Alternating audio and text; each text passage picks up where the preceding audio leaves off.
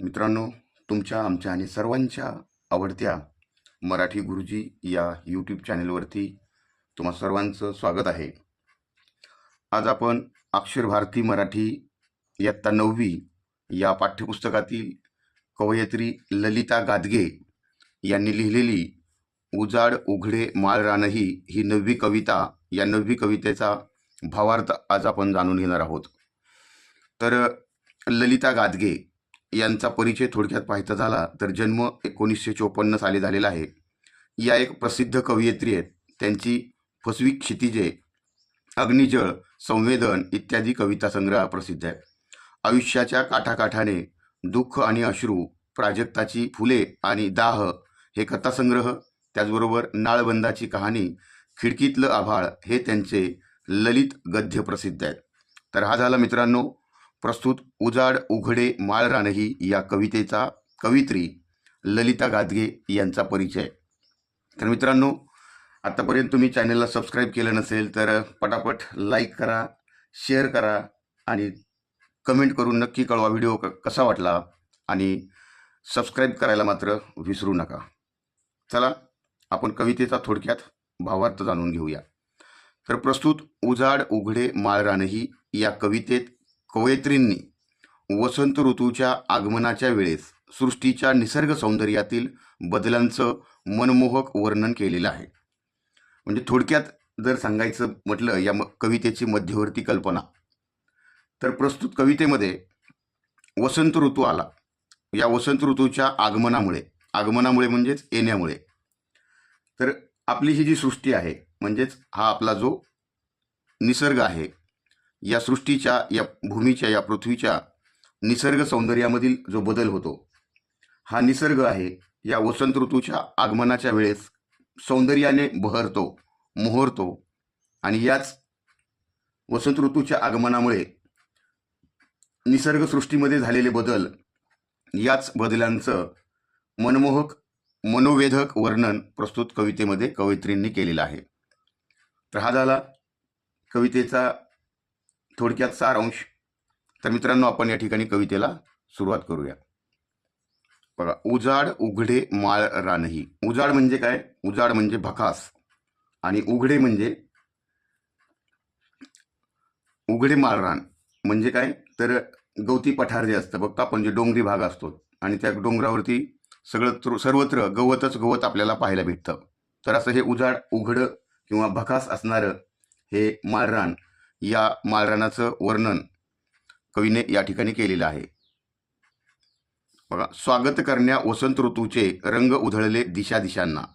बघा, या ठिकाणी वसंत ऋतूचं स्वागत करण्यासाठी दिशा दिशांना म्हणजे है ना, या ज्या दिशा आहेत या सगळीकडे, या चोही दिशेला रंग उधळलेले आहेत.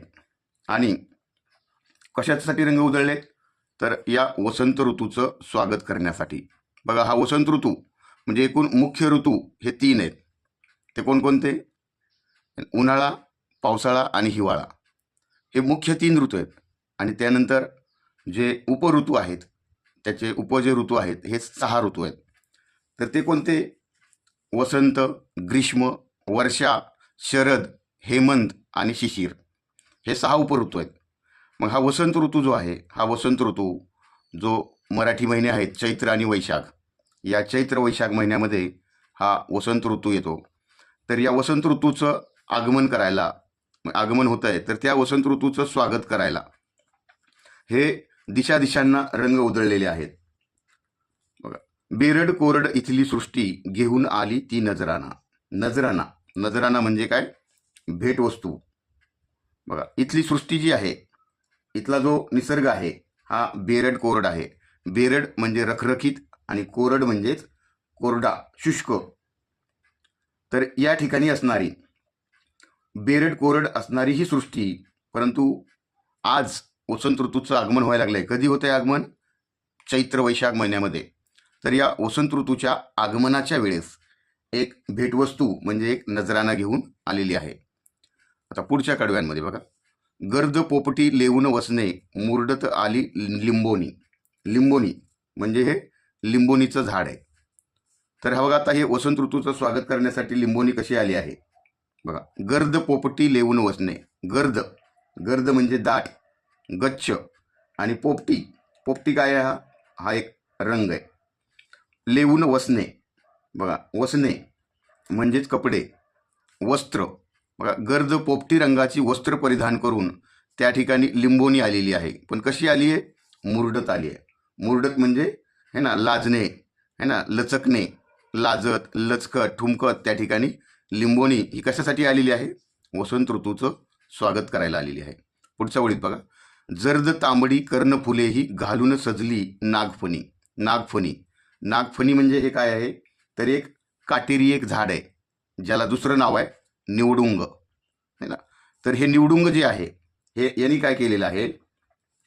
आपल्या कानामध्ये गडद, जर्द म्हणजेच गडद तांबड्या रंगाची कर्णफुले, कर्णफुले म्हणजेच है ना, आपण जी कानामध्ये घालण्याची फुलं आहेत, किंवा त्याला कुंडलं म्हणतात. जशी कुंडलं है ना, महाभारतामधलं तुम्ही कर्ण पाहिला असेल, त्याच्या कानामध्ये ही कवच कुंडलं होती, कवच आणि कुंडलं होती. अगदी तशा प्रकारची कानात घालायचा एक प्रकारचा दागिना लेवून घालून ती त्या ठिकाणी नागफणी सुद्धा सजलेली आहे बघा. तुम्ही हा जो नागफणी म्हणजेच निवडुंग, हा एक जो काटेरी झाड किंवा निवडुंग एक वनस्पती आहे, ज्याला कॅक्टस म्हणतात. तर ह्या तुम्ही हे खंडाळ्याच्या घाटामध्ये नागफणी हा एक डोंगराचा सुळका जो आहे, हा सुळका एक कडा हा तांबड्या गर्द अशा फुलांनी नटलेला असतो. म्हणजे हे वसंत ऋतूमध्ये हे नागफणी, हे म्हणजेच निवडुंग, हे जर तुम्ही काटेरी वनस्पती पाहिली तर ही तुम्हाला है ना खंडाळ्या घाटामध्ये त्या ठिकाणी हे दृश्य पाहायला भेटतं. मग या वसंत ऋतूच्या स्वागतासाठी है ना एक नजराना, एक भेटवस्तू घेऊन या ठिकाणी ही नागफणी आलेली आहे. आता पुढच्या ओळींमध्ये बघा. बघा, लुसलुस पाने अंगोपांगी झुले वडहा दंग होऊनी. बघा, अंगोपांगी म्हणजे अंगावर, आपल्या शरीरावर. लुसलुस पाने, लुसलुस म्हणजे कोवळी पाने. तर ही आपल्या अंगावर, आपल्या शरीरावरती लुसलुस पाने घेऊन म्हणजेच कोवळी पाने घेऊन है ना, झुले वड हा दंग होऊनी. वड बघा, हे वडाचं झाड आहे ना, वटवृक्ष. तर हे वडाचं झाड सर्वांगावर, आपल्या संपूर्ण अंगावर है ना लुसलुसीत आणि कोवळी पानं घेऊन है ना दंग होऊन, मग्न होऊन, गुंग होऊन तो काय करतोय? झुलत आहे. झुलणे. तर पुढे बघा. दुरंगी चुनरीत उभी ही घाणेरी नटुनी थटुनी. बघा, दुरंगी चुनरीत, दुरंगी म्हणजेच है ना, दुरंगी म्हणजे दोन रंगाची, चुनरी, चुनरी म्हणजे दुपट्टा. तर हा दोन रंगाचा, दोन रंगांची चुनरी म्हणजे दोन रंगांचा दुपट्टा ओढून ही घाणेरी जी आहे, घाणेरी म्हणजे काय आहे? हे एक फुलझाड आहे. तर हे घाणेरीचं हे झुडूप दोन रंगांचा दुपट्टा ओढून नटून थटून ते त्या ठिकाणी वसंत ऋतूच्या स्वागतासाठी तयार आहे, वसंत ऋतूच्या स्वागतासाठी सज्ज आहे. पुढे बघा. सळसळ झळझळ पिंपळ पाने मऊ मुलायम मोर पिसारी. मोर पिसारी म्हणजेच मोर पिसासारखी है ना, मोरपंख, मोराचे पंख किंवा मोराचे जे पिस असतात ते अगदी अतिशय कोमल किंवा मुलायम, मऊ असतात. मग हा या ठिकाणी असणारा पिंपळ, हे जे झाड आहे, पिंपळाचं झाड बघा, एक वृक्ष आहे, एक झाड आहे, आणि त्याला दुसरं नाव आहे अश्वत्थ. मग हा पिंपळ, पिंपळाची जी पानं आहेत, कसली पानं आहेत? पिंपळाची झळझळीत पानं, तेजस्वी अशी सळसळ करीत असलेली पानं, मऊ पानं, कोमल पानं, ही अगदी त्या मोराच्या पिसासारखी चमकत आहेत. सांबर लाल कळ्यांनी लखडून उभे स्वागता पानंद तिरी. बघा, पानंद म्हणजे काय? पानंद म्हणजे हा शेतामधून दोन्ही बाजूला शेत आणि मधूनच जाणारा एक अरुंद म्हणजे एक छोटीशी वाट, एक छोटासा रस्ता, त्याला पानंद म्हणतात. म्हणजेच हा सांबर, सांबर काय आहे? एक झाड आहे.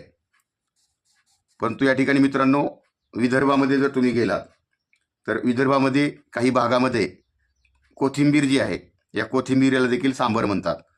पण या ठिकाणी कोथिंबीर हा अर्थ नाही घ्यायचा. तर या ठिकाणी सांबर म्हणजे एक झाड आहे. तर बघा, पानंदीच्या या अरुंद वाटेवर हे सांबराचं झाड आपल्या स्वागतासाठी, वसंत ऋतूच्या स्वागतासाठी हे लाल कळ्यांनी लगडलेलं आहे, बहरलेलं आहे. त्याच्यावरती असणाऱ्या ह्या ज्या लाल कळ्या आहेत ना, या कळ्यांनी हे सांबर लगडलेलं आहे. आणि हे सांबराचं झाड, हे सांबराचं रोप हे वसंत ऋतूच्या स्वागतासाठी पानंदीवर म्हणजे शेतातून जाणाऱ्या त्या अरुंद वाटेवर त्या ठिकाणी स्वागतासाठी सज्ज आहे, उभं आहे. बघा पुढच्या कडव्यांमध्ये बघा, पळस फुले ही बहरून आली या मातीच्या अंकावरती. पळस हे काय आहे? एक पळसाचं झाड. तर ही पळस फुले ही बहरून आली म्हणजेच फुलून आली या मातीच्या अंकावरती म्हणजेच मांडीवरती. म्हणजे कशासाठी? या मातीच्या मांडीवर म्हणजे अगदी लहान बालकासारखी ही पळसाची फुलं ही बहरून आलेली आहेत, फुलून आलेली आहेत.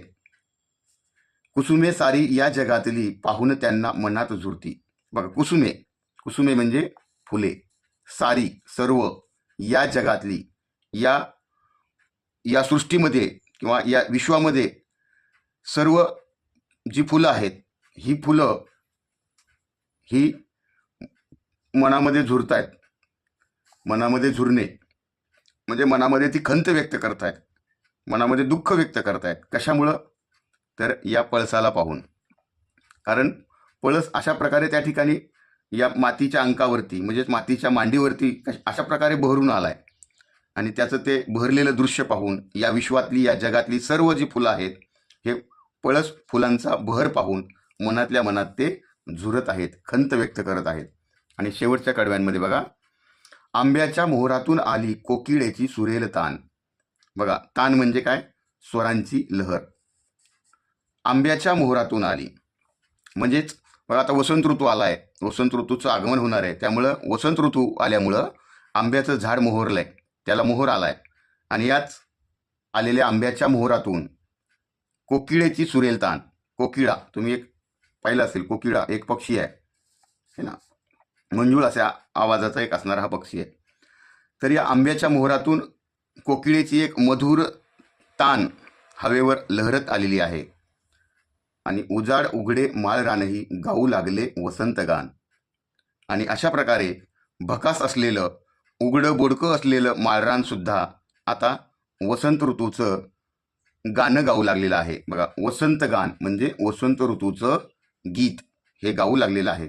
तर अशा प्रकारे ललिता गादगे यांनी लिहिलेली वसंत ऋतू आला की निसर्ग कसा सौंदर्याने मोहरतो आणि वसंत ऋतूच्या आगमनामुळे सृष्टीमध्ये झालेले बदल, या बदलांचं मनमोहक शब्दांमध्ये केलेलं वर्णन आज आपण या ठिकाणी पाहिलेलं आहे. मित्रांनो, व्हिडिओ कसा वाटला नक्की लाईक करा, शेअर करा, कमेंट करा आणि सबस्क्राईब करायला मात्र विसरू नका. धन्यवाद.